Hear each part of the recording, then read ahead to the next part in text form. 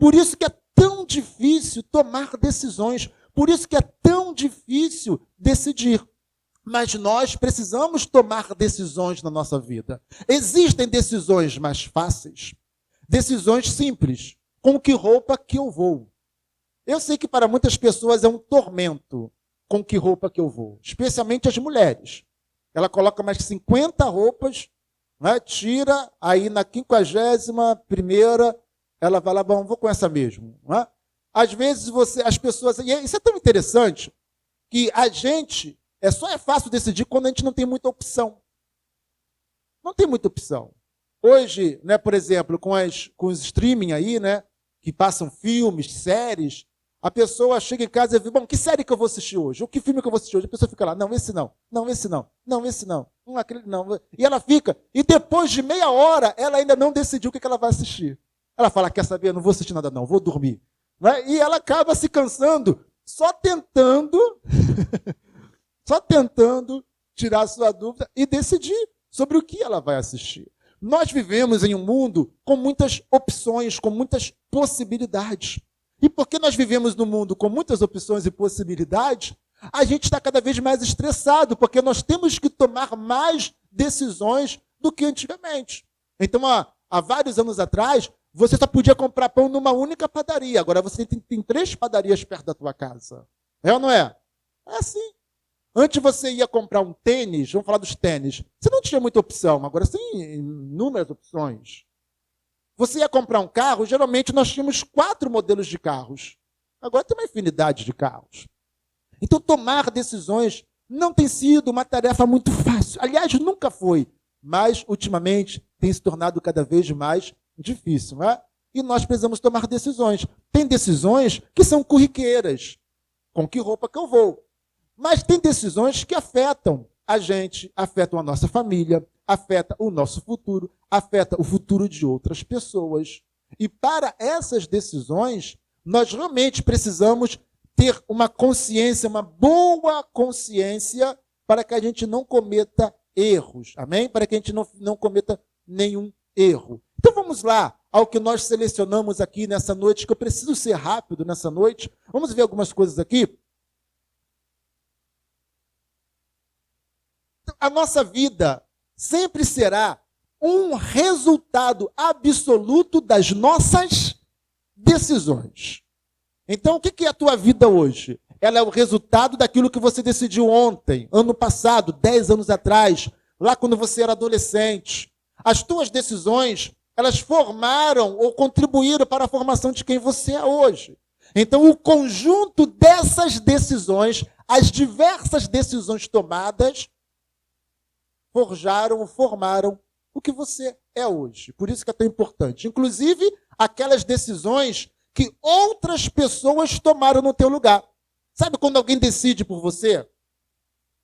Às vezes, né, alguns homens aí, eles viram para a esposa e decidem, vamos nos casar, ou já estamos casados. Mas ele não consulta ela primeiro. Você quer casar?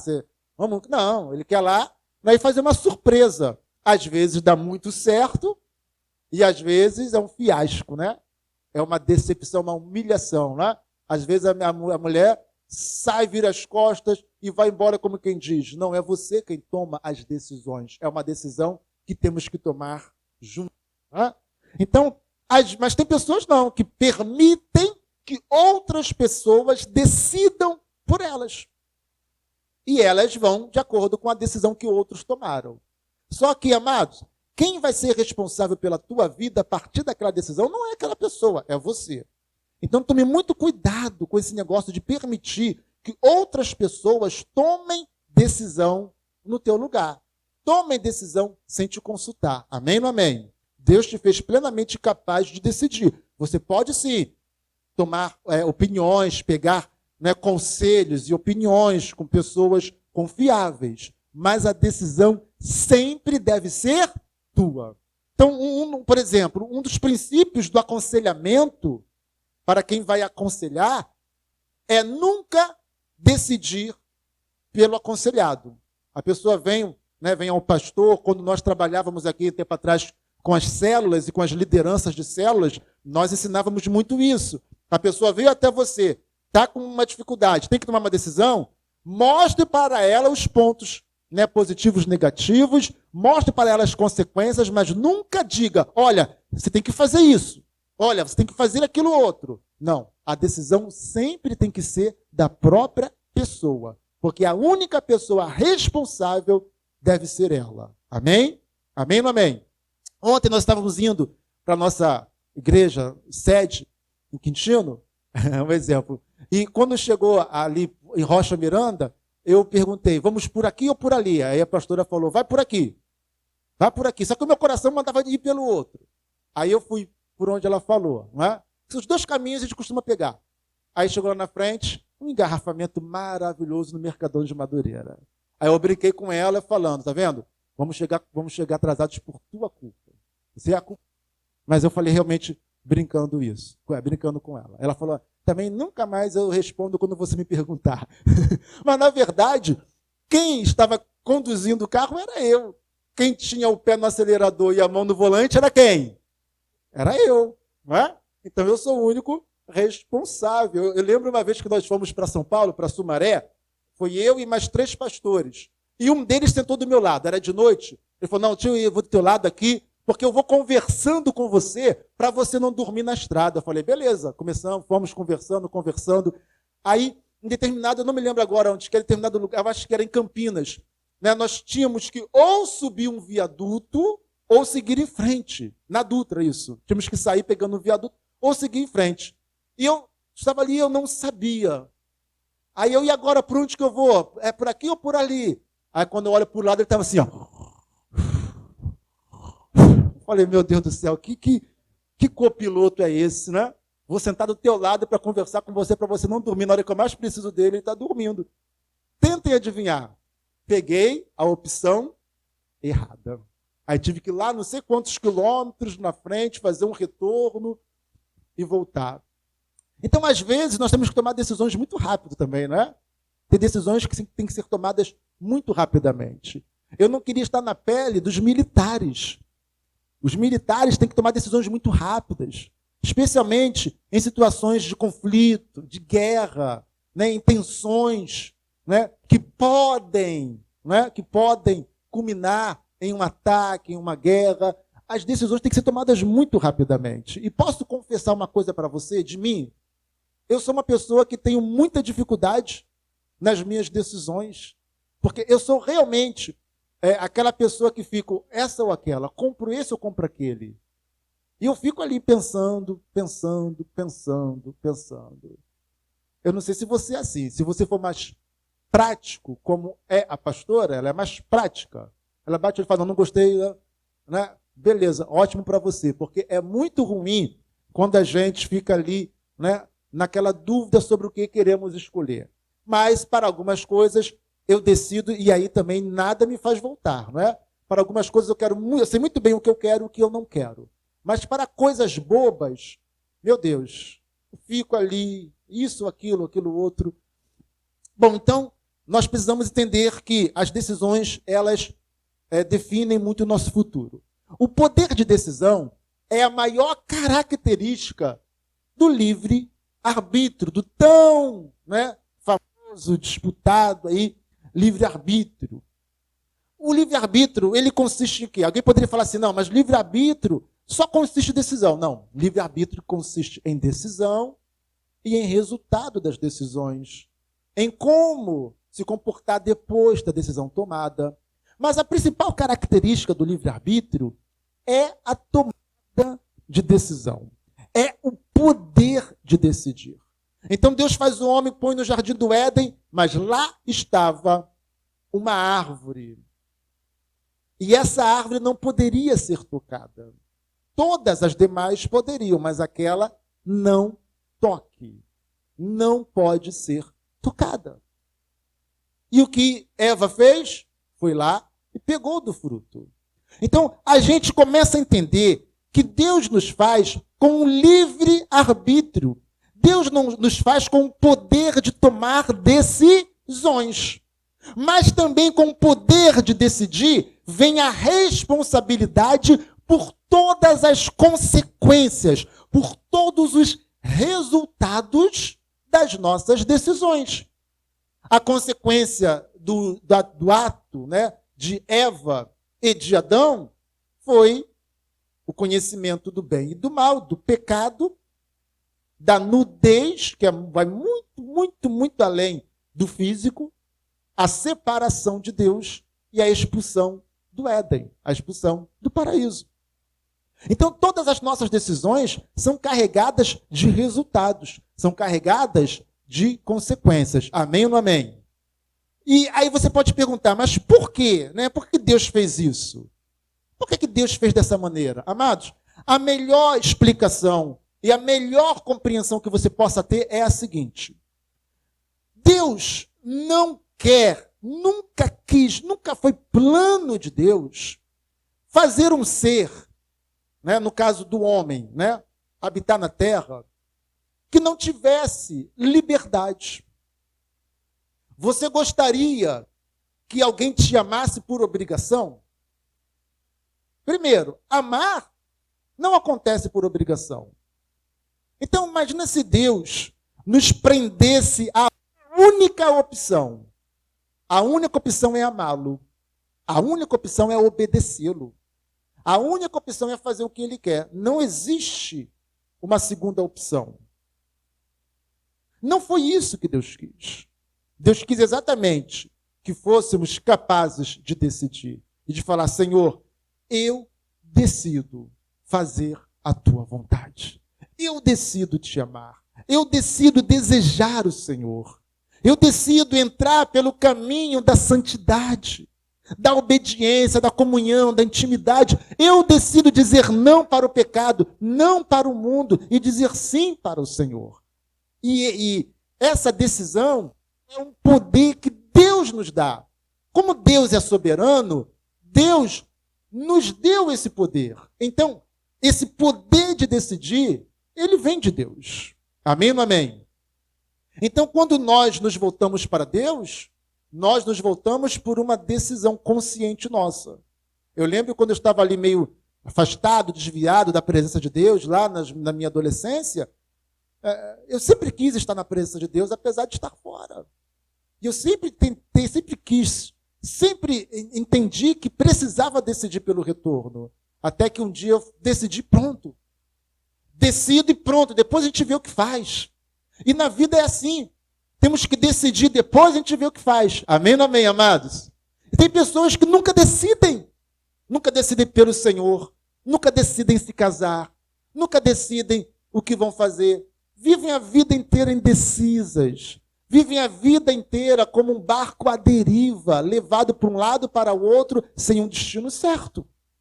Deus não se agrada de pessoas assim. Deus quer que sejamos pessoas decididas. Quem entendeu, diga amém. Então nós vamos ver o exemplo aqui da decisão de Caim. Vamos ler aqui para poder ganhar tempo. Então o Senhor lhe disse, por que você anda irritado e por que essa cara fechada? Se você fizer aquilo que é certo, que é bom, não é verdade que você também será aceito? Mas se não fizer o que é certo, o que é bom, o que é correto, o que é justo, eis que o pecado está à porta, está à sua espera, está à espreita. O desejo dele será contra você, mas o certo é que você deve dominá-lo. Caim estava irado, revoltado, porque seu irmão Abel foi aceito por Deus e ele não. E ele não aceitava isso, esse fato de que seu irmão era agradável a Deus e ele não. Então, no coração de Caim, nasce um mal maior, porque, na verdade, Caim, ele já era inclinado para o mal. Ele já era inclinado para a maldade. Tem muitas pessoas que são assim, são inclinadas para a maldade. E a pessoa morre na maldade. A pessoa morre sem arrependimento. E então Deus, vendo o que estava no coração de Caim e que ele tinha a intenção de fazer o que era mal, Deus ainda vem falar com ele. Então, veja que Deus está sempre nos orientando. Deus está sempre nos dando a dica, a direção. Deus, ele tem essa Eu não gosto da palavra preocupação, né? Porque Deus não se preocupa, Deus se ocupa. Deus, ele sempre tem, né, essa ocupação de nos ajudar, de nos orientar, de nos dar a dica. Mas quantas vezes a gente não ouve Deus? Quantas vezes você não ouviu Deus?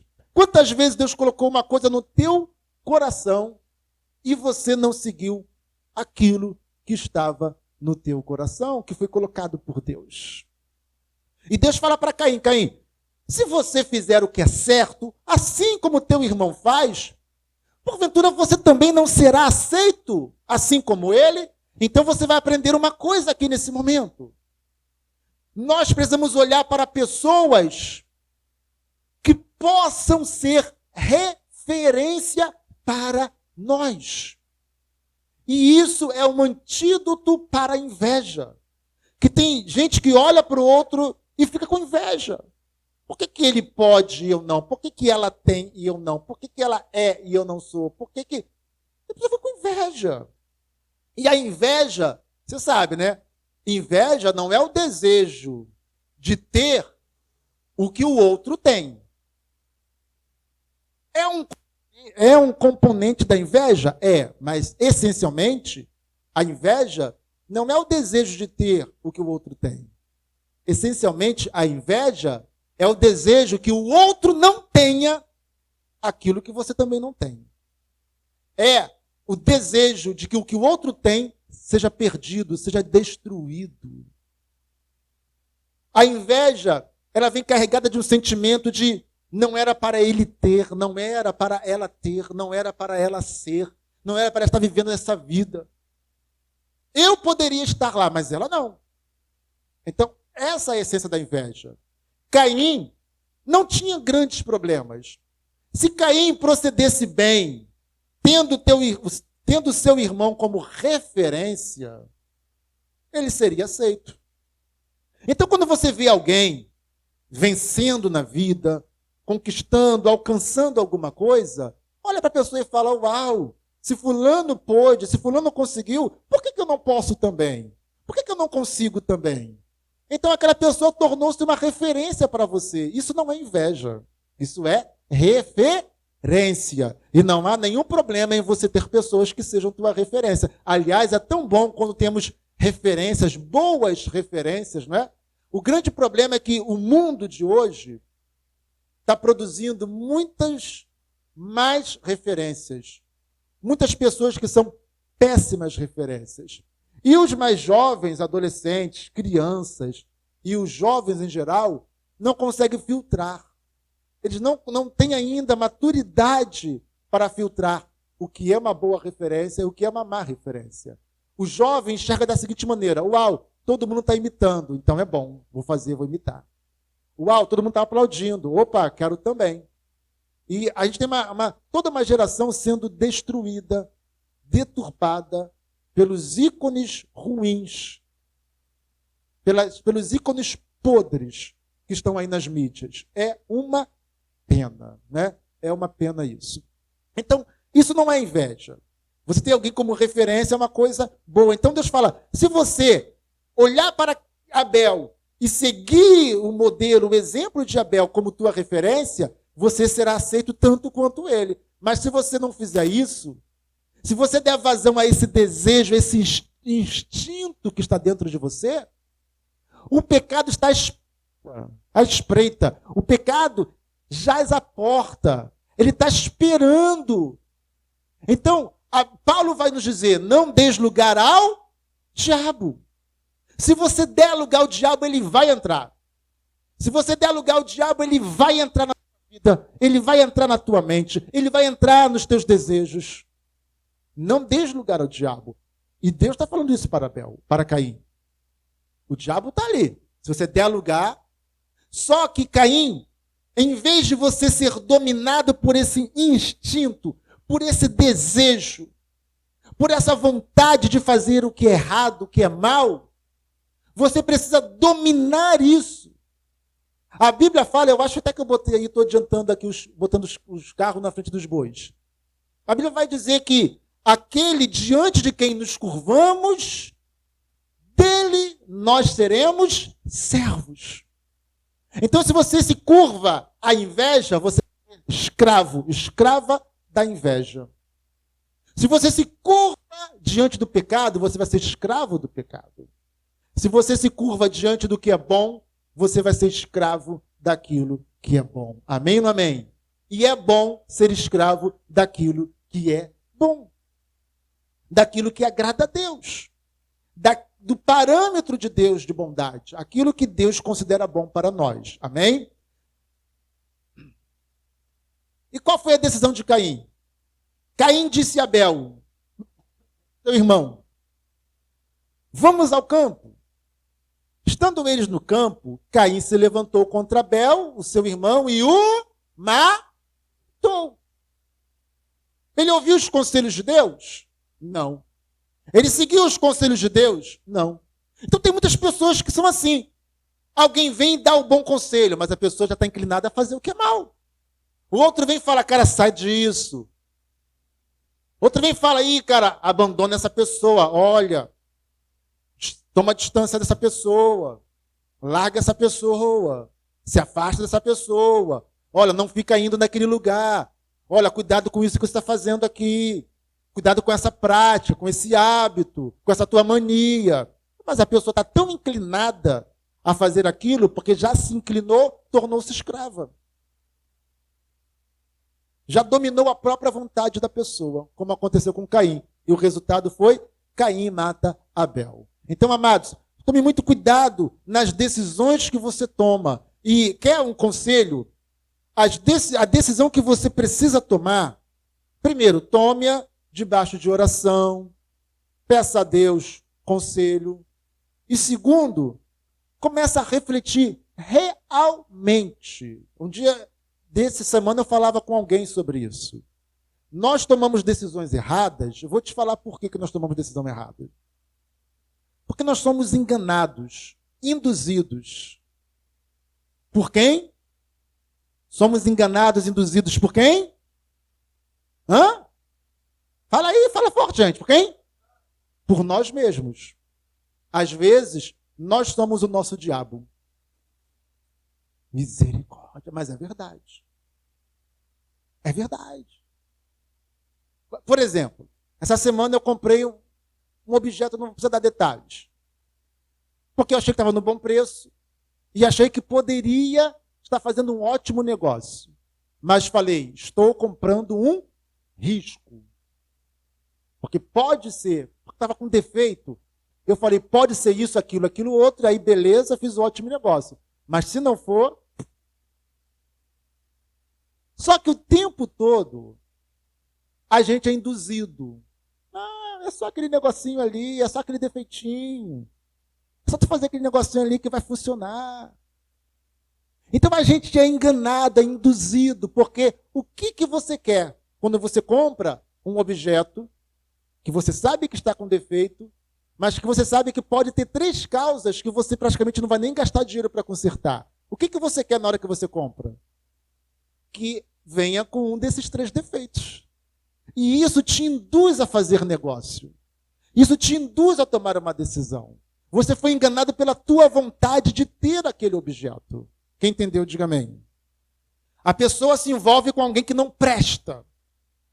A menina se envolve com um cara que é vagabundo, maconheiro, não trabalha, fiscal da natureza, tem uma índole ruim.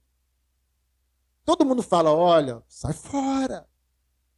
Mas ela, em vez de ouvir conselhos racionais, ela está tão envolvida emocionalmente que ela vai ouvir o conselho das suas emoções. E as nossas emoções nos enganam o tempo todo.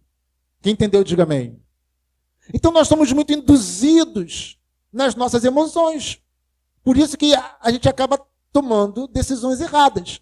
As pessoas não estão levando golpe o tempo todo. Aí eu falo, meu Deus, como é que as pessoas caem nesses golpes? É cada golpe infantil. Sabe aqueles golpes? Para criança de 6 anos de idade, a pessoa tem 20, tem 30 e cai nesses golpes. Perdem fortunas. E um desses golpes é o golpe do investimento. Não, vai te render tantos por cento. A pessoa, uau! E a pessoa pega todo o dinheiro e coloca na mão de alguém que está dizendo que vai render 100%, 200%. Tem gente que vai lá no banco e faz empréstimo esses dias. Eu vejo isso o tempo todo. Semana retrasada, eu vi uma dessas reportagens, a pessoa pegou 500 mil reais emprestado no banco e colocou na mão da pessoa para investir. Ela vai pagar, sei lá, não sei nem quanto, depende, né? Por cento, sei lá, ela vai pagar 5%, mas vai receber 100%. Então, ótimo negócio.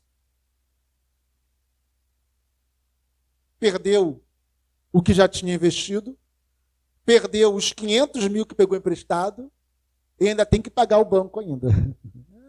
É triste.